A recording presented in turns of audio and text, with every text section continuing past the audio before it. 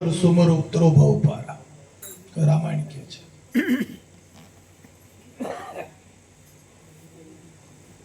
નામ સ્મરણથી તમે ધારો ને કરી શકો એવી તાકાત છે.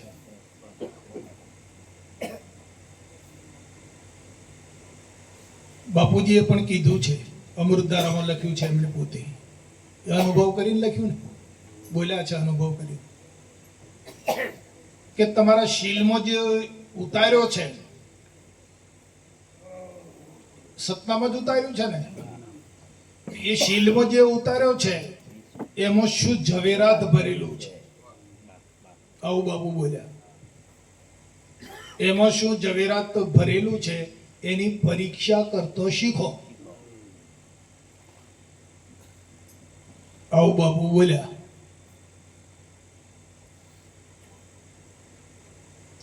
જો એ સ્મરણ સતનામ સાથે આપણે અનુસંધાન કરવું હોય તો જે પ્રતિજ્ઞાઓ છે એના પર ખૂબ ખ્યાલ રાખવો પડશે.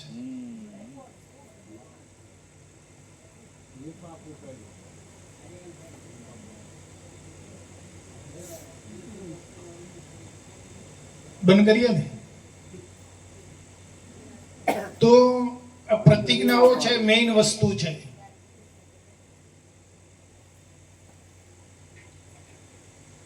પછી આપણું અંતસ્કરણ,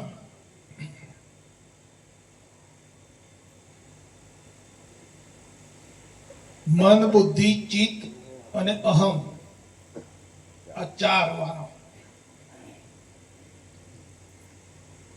અને 10 ઇન્દ્રિયો, 5 કર્મેન્દ્રિય છે અને 5 જ્ઞાનેન્દ્રિય છે. આ 10 ઇન્દ્રિયો અને 4 અંતસ્કરણ, આ 14 ને જેમ આપણે પાળો બાંધી દઈએ ને તો પાણી રોકાય ને, પાળો ના બાંધીએ તો એમ એનું બંધન કરવું પડશે. અને પછી નામ સ્મરણ કરવાનું. ઇન્દ્રિયોમાં ગરબડ ચાલતી હોય, અંતસ્કરણમાં ગરબડ ચાલતી હોય અને રામ રામ કરો, કરવા જ ના દે, પેલો કરવા જ નહીં. હા, લેખે નહીં લાગે વાલા. અંતકરણ જ્યારે નિર્મળ થાય, શુદ્ધ થાય, અને શુદ્ધ કરી અને પછી તમે સતનામનો જો જાપ કરો એ તો બહુ ખૂબ જ ઇમિડિયેટલી તમને એનો રિઝલ્ટ મળી જાય. પછી એવું થઈ જાય, તમારું અંતકરણ નિર્મળ થઈ જાય, ઇન્દ્રિયો નિર્મળ થઈ જાય અને વાણી નિર્મળ થઈ જાય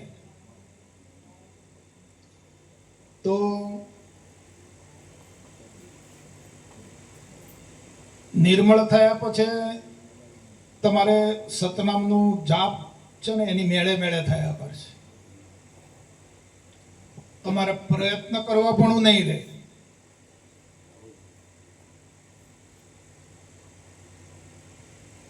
પ્રયત્ન ક્યારે કરવો પડે? પેલા 15માં દખલગીરી હોય તો પ્રયત્ન કરવો પડશે. કેમ? તો પેલા શુદ્ધ કરવા હારું, ચોખ્ખો કરવા હારું પેલું રટણ કરવું પડશે. ના, પેલા અમને શુદ્ધ કરો.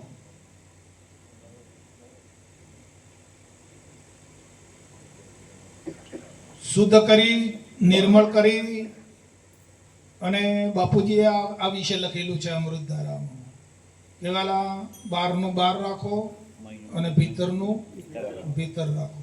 આ બે ભાગ પાડ્યા છે. બહારનું અંદર ના પ્રવેશી જાય એની તકેદારી રાખો, આવો બાપુજીએ ઉલ્લેખ કર્યો છે. તો શુદ્ધ નિર્મળથી, નિર્મળતા જ્યારે આવશે, નિર્મળતા, શુદ્ધતા, વિચાર ધાવે, પછી તમારો વિચાર નિર્મળ થઈ જશે.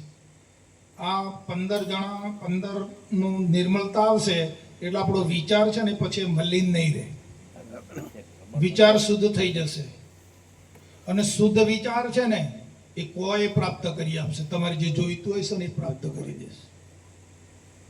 શુદ્ધ વિચારમાં એ તાકાત છે.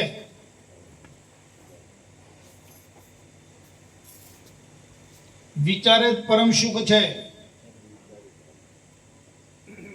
અને વિચારે જ મહા દુઃખ છે. આ આપણને દુઃખનો અનુભવ થાય, આ સંસારની આધિ વ્યાધિનો, ઉપાધિની બળતરા જે થાય છે કેમ થાય છે? આપણો વિચાર શુદ્ધ નથી. એટલે જો વિચાર શુદ્ધ થઈ જાય તો સંસારની આધિ વ્યાધિ ઉપાધિ કોઈ સતાવે નહીં. તમે સહેલાઈથી સતનામને સાધી શકો.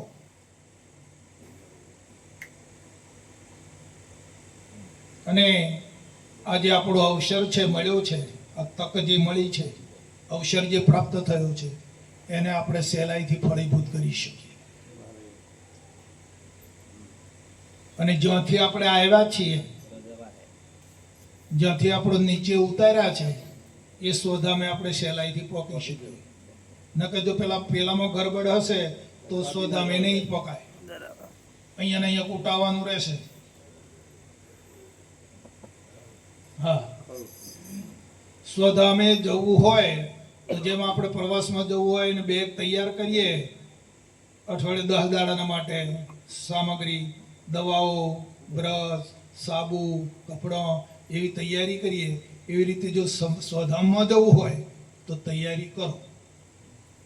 ના કરો તો મને વાંધો નથી,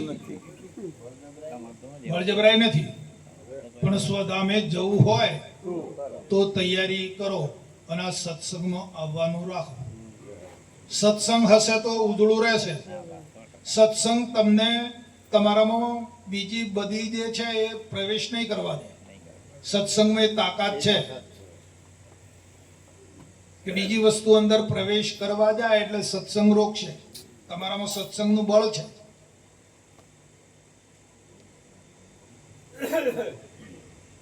એટલે બાપુજીએ કીધું કે આ બધું કરો ભાઈ, કરી પરવારી અને પછી અવતારો, એવું કીધું છે બાપુ. તમને જે કામે મોકલ્યા છે એ કામ કરો, પરમાર્થનું કરો, તમારા વ્યવહારનું કરો. એક બાજુ તમારું માલિક છે, એક બાજુ તમારો વસ્તાર છે. આ બધાને હાચવો, હાચવીને તમે તમારું કામ પતાવીને પછી પાછા હેડે આવો, એવું કીધું બાપુ. બરાબર. એટલે સ્વધામે જવું હોય તો આ રીતની આપણી તૈયારી જોઈશે. આ તો ભજનમાં જવાનું થાય એટલે માથો ખંજોળે. આ તો અંબાલાલ ને ઘેર હતું એટલે બધા આયા અહીંયા. હા, નક અંબાલાલ ધૂળ કાઢી નાખે. હા, કપડા કાઢી નાખે અંબાલાલ. હા, એટલે આયા તો નક હવાય તો આમ ફરીને જવાનું પાછું. હા, નથી કરી એ તો, પણ હમણે આવી તૈયારી કરી, તે નથી કરી. હમણે એવી તૈયારી કરી નાખે. અંબાલાલ ને ઘેર તો નથી, આ તો ધૂળ કાઢી નાખીએ. એટલે એટલા માટે ના આવવાના સત્સંગ.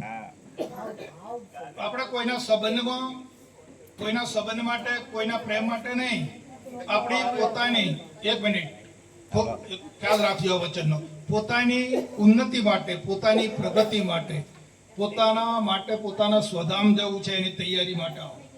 બોલો સદગુરુ મહારાજ.